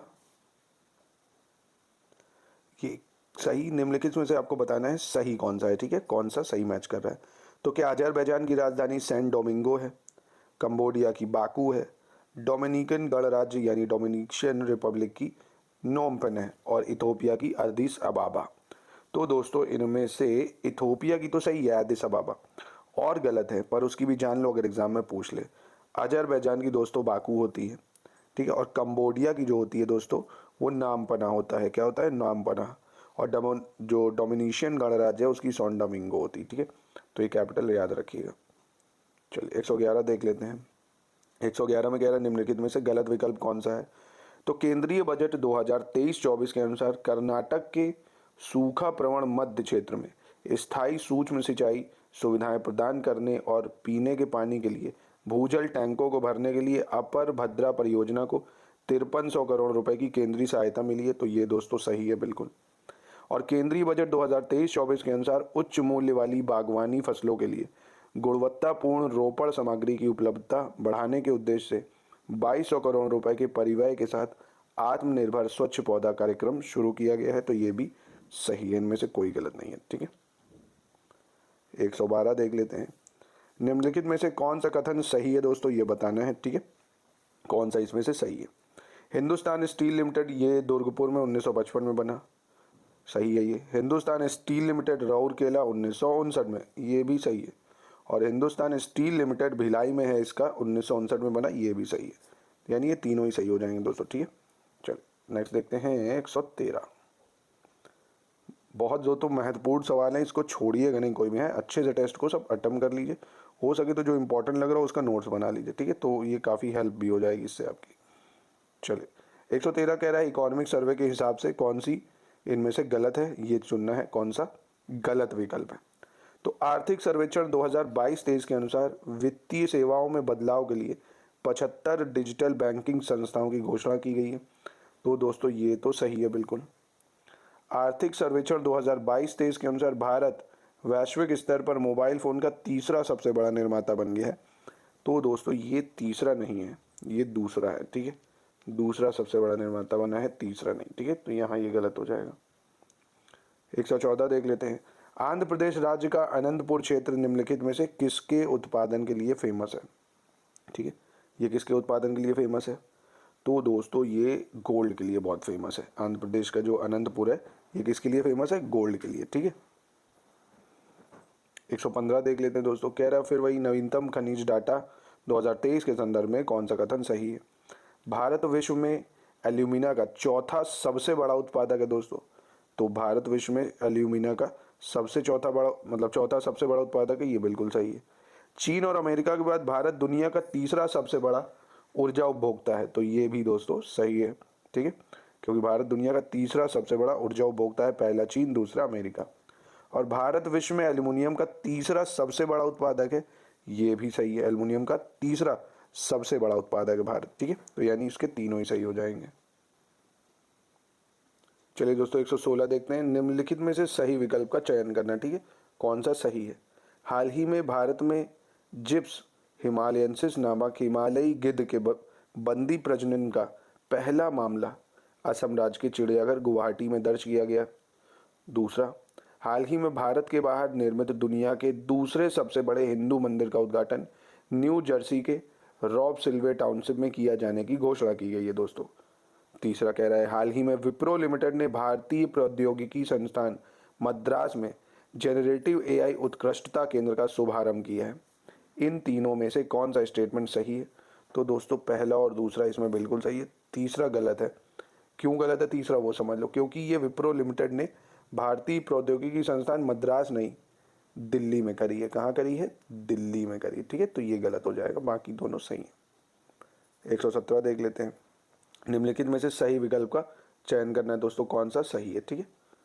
चलिए तो हाल ही में दक्षिण अफ्रीका के राष्ट्रपति सिरिल रामफोसा ने 1 जनवरी 2024 से ब्रिक्स का हिस्सा बनने की घोषणा की है, बिल्कुल सही है दोस्तों। हाल ही में राष्ट्रपति द्रौपदी मुर्मू ने मध्य प्रदेश के हाईकोर्ट के नए भवन का शिलान्यास किया है, तो ये भी दोस्तों सही हो जाएगा बिल्कुल। हाल ही में असम के मुख्यमंत्री द्वारा राज्य के सबसे लंबे नीलाचल फ्लाईओवर का उद्घाटन किया गया, तो दोस्तों ये भी सही है, ठीक है। इनमें से तीनों ही ऑप्शन सही हो जाएंगे इसके। 118 देखते हैं। कह रहा हाल ही में सार्वजनिक क्षेत्र की इंडियन बैंक ने देश के विभिन्न केंद्रों में 10 स्टार्टअप सेल स्थापित किए हैं। निम्नलिखित में से कौन सा शहर इनमें से एक नहीं है, ठीक है। ये बताना है दोस्तों कौन सा इनमें से नहीं। तो ये तो तभी बता पाओगे जब 10 आपको याद हो। तो दोस्तों समझो, अहमदाबाद, बेंगलुरु, ये थोड़ा बंगाली में मैं लिख दे रहा हूँ, अहमदाबाद बेंगलुरु हो गया आपका, कोयम्बटूर, चेन्नई, न्यू दिल्ली, गुड़गांव, गुवाहाटी, हैदराबाद, कानपुर और मुंबई, ये 10 शहर हैं, ठीक है। कितने शहर हैं? 10 शहर हैं, ठीक है। तो चेन्नई, बेंगलोर, पुणे, मुंबई में इनमें से दोस्तों आपका पुणे नहीं है, ठीक है। चेन्नई, बेंगलोर, मुंबई, कोयम्बटूर है, न्यू दिल्ली है, कानपुर है, गुड़गांव है, ये है, ठीक है। निम्नलिखित में से सही विकल्प का चयन कीजिए, कौन सा विकल्प सही है? हाल ही में बंगलुरु के भारतीय विज्ञान संस्थान ने शोधकर्ताओं ने हिंद महासागर में गुरुत्वाकर्षण छिद्र की एक महत्वपूर्ण खोज की है दोस्तों, तो ये बिल्कुल सही है। और हाल ही में गुजरात हाईकोर्ट में भारत के पहले डिजिटल जस्टिस क्लॉक का उद्घाटन किया है, ये भी सही है दोस्तों। हाल ही में असम के मुख्यमंत्री हेमंत बिस्वा शर्मा ने लकड़ी आधारित उद्योग पंजीकरण वेब पोर्टल के साथ मोबाइल एप्लीकेशन अमृत ब्रज आंदोलन लॉन्च किया है, तो ये भी सही हो जाएगा। तीनों ही सही हैं दोस्तों इसके। चलिए 120 देख लेते हैं। हाल ही में, मतलब फिर से वही बताना है कि सही विकल्प का चयन करना है, ठीक है। तो कह रहे हैं हाल ही में Mangalore refinery and petrochemicals limited द्वारा दोबारा वर्ष 2022-23 के लिए प्रतिष्ठित बेस्ट इनोवेशन इन रिफाइनरी पुरस्कार जीता है। दूसरा कह रहा है हाल ही में नवीन पटनायक भारत में सबसे लंबे समय तक मुख्यमंत्री पद पर रहने वाले तीसरे मुख्यमंत्री बने। तीसरा कह रहा है संयुक्त अरब अमीरात के अबू धाबी का निर्माणाधीन BAPS श्री स्वामीनारायण मंदिर मध्य पूर्व में पहला पारंपरिक हिंदू शिला निर्मित मंदिर बनने की ओर अग्रसर है, ठीक है। तो कौन सा इसमें से सही है, ये करंट अफेयर्स का क्वेश्चन है दोस्तों। तो दोस्तों इसमें से सिर्फ 1 और 3 सही है। क्यों? क्योंकि दूसरे में क्या गलती है ये समझिए पहले। क्योंकि दोस्तों नवीन पटनायक भारत में सबसे लंबे समय तक मुख्यमंत्री पद पर रहने वाले दूसरे सबसे वो बने हैं, तीसरे नहीं, ठीक है। याद रखिएगा कब रहे हैं, दूसरे, ठीक है। तो इसका ऑप्शन क्या है दोस्तों, सी है, ठीक है। चलिए 121 देख लेते हैं। निम्नलिखित में से सही विकल्प का चयन करना है, कौन सा सही है। हाल ही में बंगलुरु में आयोजित 62वीं राष्ट्रीय ओपन एथलेटिक्स चैंपियनशिप 2023 में मणिकांत होबलीधार पुरुषों की 100 मीटर श्रेणी में नया रिकॉर्ड बनाने वाले भारत के सबसे तेज धावक बन गए हैं। दूसरा कह रहा है हाल ही में सिंगापुर में जन्मे भारतीय मूल के पूर्व मंत्री थरमन सनमुगरन्नम सिंगापुर के राष्ट्रपति चुनाव में भाग लेने वाले 3 उम्मीदवारों में से एक बने हैं। और हाल ही में न्यूजीलैंड के द्वारा इजराइल में अपना पहला दूतावास खोले जाने की घोषणा की गई है, ठीक है। तो इनमें से कौन सा सही दोस्तों, पहला और दूसरा सही है। न्यूजीलैंड के द्वारा इजराइल में अपना पहला दूतावास नहीं खोला जाएगा, ये कौन खोलेगा दोस्तों, ये फिजी के द्वारा इजराइल में अपना पहला दूतावास खोला जाएगा। कौन खोलेगा, यहाँ पे फिजी है। तो ये बहुत इंपॉर्टेंट न्यूज़ है। कौन सा देश खोल रहा है, इजराइल में फिजी खोल रहा है। ये बहुत इंपॉर्टेंट है क्योंकि इजराइल बहुत न्यूज़ में है। चलिए 122 देखते हैं। हाल ही में भारतीय कप्तान रोहित शर्मा ने अपने वनडे कैरियर का 31वां शतक लगाकर दिल्ली के अरुण जेटली स्टेडियम में डैश के खिलाफ विश्व कप 2023 के मुकाबले में विशाल जीत हासिल की। तो ये कौन सा भैया, ये अफगानिस्तान के खिलाफ था, ठीक है। चलिए दोस्तों 123 नंबर देख लेते हैं। सेलेक्ट करना है correct option regarding 17th global peace index, ठीक है। ग्लोबल पीस इंडेक्स निकालता कौन है, तो इंस्टीट्यूट फॉर इकोनॉमिक पीस, ठीक है। तो चलिए दोस्तों 123 नंबर, चलिए दोस्तों क्वेश्चन नंबर 123 देखते हैं। कह रहा है Institute for Economic and Peace द्वारा जारी 70वां वैश्विक शांति सूचकांक 2023 से संबंधित सही विकल्प कौन सा है, ये बताना है दोस्तों, ठीक है। क्या आइसलैंड पहले नंबर पे है, क्या डेनमार्क दूसरे नंबर पे है, आयरलैंड तीसरे पे है और इंडिया जो है 126 नंबर पे है, ठीक है। तो इसमें से कौन सा सही है दोस्तों, ये बताना है। तो मेरे भाई मेरे दोस्त ये सारे ही सही हैं। इसको आपको याद भी रखना है कि ग्लोबल पीस इंडेक्स में भारत 126 पे है, आयरलैंड 3, डेनमार्क 2, आइसलैंड फर्स्ट, ठीक है। तो इंपॉर्टेंट है करंट अफेयर्स के लिए। 124 देख लेते हैं। हाल ही में उत्तराखंड राज्य सरकार ने जून 2023 में अपने सूचना प्रौद्योगिकी विभाग का नाम बदलकर डिजिटल प्रौद्योगिकी और शासन विभाग कर दिया। तो ये दोस्तों उत्तराखंड सरकार ने नहीं करा है, ये हिमाचल प्रदेश की सरकार ने करा है। तो ये गलत हो जाएगा, ठीक है। हाल ही में उत्तर प्रदेश सरकार कृषि और प्रसंस्कृत खाद्य उत्पाद निर्यात विकास प्राधिकरण और दिशा नामक संगठन के सहयोग से आयोजित किया गया है दोस्तों। तो ये बिल्कुल सही हो जाएगा, ठीक है, ये बिल्कुल सही है। हाल ही में पशुपालन और डेयरी विभाग ने झारखंड राज्य में ए हेल्प कार्यक्रम का अनावरण किया है। तो ये भी सही है, झारखंड में करा है ए हेल्प नाम का इनिशिएटिव, ठीक है। तो ये दोनों सही हो जाएंगे, पहला गलत हो जाएगा, यानी 2 और 3 सही है, ठीक है। चलो 125 देख लेते हैं। 125 क्या कह रहा है, तो 125 कह रहा है कि हाल ही में माननीय पेट्रोलियम और प्राकृतिक गैस और आवास और शहरी मामलों के मंत्री श्री हरदीप सिंह पुरी ने भारत मंडपम नई दिल्ली में 26वीं ऊर्जा प्रौद्योगिकी बैठक का उद्घाटन किया। तो ये दोस्तों बिल्कुल सही है। दूसरा कह रहा है हाल ही में राजस्थान राज्य सरकार ने प्रधानमंत्री जन आरोग्य योजना के तहत बीमा कवर 5 लाख रुपए से बढ़ाकर 10 लाख कर दिए। तो ये दोस्तों राजस्थान ने नहीं करा है, ये गुजरात सरकार ने करा है। किसने करा है, गुजरात सरकार ने, ठीक है। तो ये गलत हो जाएगा, यानी इसका सिर्फ एक सही है। चलिए 126 देख लेते हैं। निम्नलिखित में से सही विकल्प का चयन करना है दोस्तों, कौन सा विकल्प सही है, ठीक है। चलिए हाल ही में टायर निर्माता ब्रिजस्टोन इंडिया ने देश में इलेक्ट्रिक मोबिलिटी को बढ़ावा देने के लिए टाटा पावर के साथ एक महत्वपूर्ण सहयोग की घोषणा की है दोस्तों। क्या ये बात सही है? तो बिल्कुल पहला बिल्कुल सही। और हाल ही में United Kingdom Trans Pacific Partnership के लिए व्यापक और प्रगतिशील समझौते में शामिल होने वाला पहला यूरोपीय देश बन गया है, तो ये भी सही है। और हाल ही में देश के बाहर पहला भारतीय प्रौद्योगिकी संस्थान परिसर आईआईटी बॉम्बे के द्वारा तंजानिया के जांजीबार में स्थापित किए जाने की घोषणा है। तो दोस्तों ये आईआईटी बॉम्बे में नहीं, आईआईटी मद्रास ने करा है, ठीक है। बहुत इंपॉर्टेंट है, ये आ सकता है, ठीक है। आईआईटी बॉम्बे नहीं, आईआईटी मद्रास ने करा है। तो इसका पहला और दूसरा बिल्कुल सही हो जाएगा। चलिए 127 विश्व प्रसन्नता सूचकांक 2023 में सही विकल्प को चुनना है दोस्तों। क्या सही है इसमें से? तो बहुत आसान है। भारत की रैंक दोस्तों 124 नहीं, अभी ऊपर देखिए 126 है। पहले रैंक पे भी दोस्तों कौन है अगर मैं बताऊं तो पहले रैंक पे है दोस्तों फिनलैंड, ये बिल्कुल सही है। सेकंड पे डेनमार्क है, थर्ड पे आइसलैंड है, ठीक है। तो इसको इंटरचेंज कर लो। ये डाटा एक करंट अफेयर्स के लिए काफ़ी महत्वपूर्ण है। आपकी फेवरेट रीजनिंग शुरू हो गई दोस्तों। चलिए रीजनिंग को देख लेते हैं। आपको अगेन करना क्या है, बस इसके पैटर्न को क्या करना है, पेन कॉपी लेनी है, मतलब कहने का है, और पेन कॉपी में इसको ट्राई करना है, ठीक है। अगर ट्राई करेंगे तो ज़्यादा बेहतर होगा। तो देखिए इसमें पैटर्न क्या बन रहा है, 7 का डबल 14, उसमें 7 ऐड हो रहा है, ठीक है। ऐसे 21 का डबल 42, उसमें 9 ऐड हो रहा है। फिर 51 का डबल अगर करोगे आप तो 51 का डबल क्या हो गया, 51 का डबल हो गया आपका 102, उसमें 11 ऐड हो रहा है तो 113। ऐसे 113 का डबल हो रहा है 226, उसमें क्या ऐड हो रहा है दोस्तों, उसमें ऐड हो रहा है आपका 15, मतलब 13। और ऐसे 239 का डबल करोगे, 239 का डबल होगा 478, और उसमें 15 ऐड करोगे आप तो आ जाएगा 493, जो कि ये सीरीज ब्रेक हो रही है यहाँ पे। यानी कहने का मतलब है 492 क्यों गलत है, फिर से समझ लो। 7 का डबल 14, 7 ऐड। 21 का डबल 42, 9 ऐड। 51 का डबल आपका 102, 11 ऐड। 113 का डबल 226 और फिर 13 ऐड। ऐसे ही 239 का डबल फिर 15 ऐड होगा, तो यहाँ पे ये गलत मैच हो रहा है, ठीक है।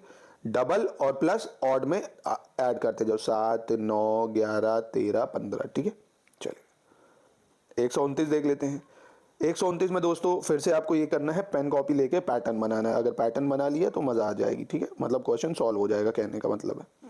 तो देखिए इसमें पैटर्न क्या बन रहा है, एक चीज समझिए। यहाँ देखिए 21 और 34 मतलब 3 बढ़ रहा है ना, 24 और 22 यहाँ 2 बढ़ रहा है, मतलब अगल बगल यहाँ 2 और 3 है। तो ऐसे ही यहाँ देखिए 26 में यहाँ क्या है आपका, 26 में यहाँ 30 है, 4 बढ़ रहा है। तो ऐसे ही 2 से 3 हुआ है, 4 से बगल में 5 हो जाएगा, यानी 17 में 5 ऐड होगा तो क्या आ जाएगा, 22 ऐड आ जाएगा। क्या हो जाएगा, 22 हो जाएगा, ठीक है। आपको कोई और पैटर्न से बन रहा हो तो वो भी बना लो, ठीक है। काफ़ी महत्वपूर्ण हो जाएगा ये क्वेश्चन एग्जाम की दृष्टि से। देखो इस टाइप के क्वेश्चन एग्जाम में अक्सर आते रहते हैं, ठीक है, तो ये आपको पता होना चाहिए। चलो आगे देखते हैं।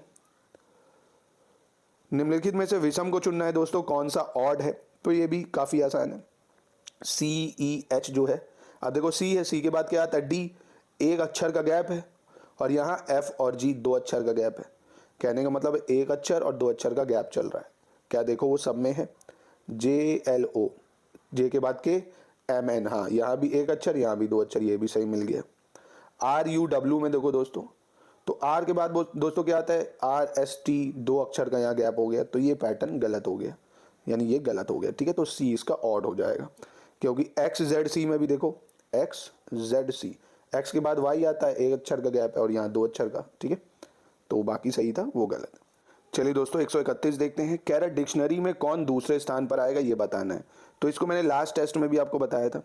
सब में W है, W ले लो, सब में A है, A ले लिए।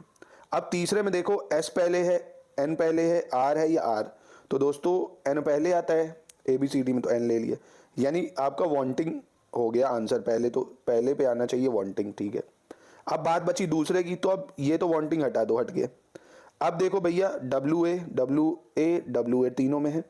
तीसरे नंबर पे S पहले आएगा या R, तो दोस्तों R पहले आता है, यानी WAR बना लिया।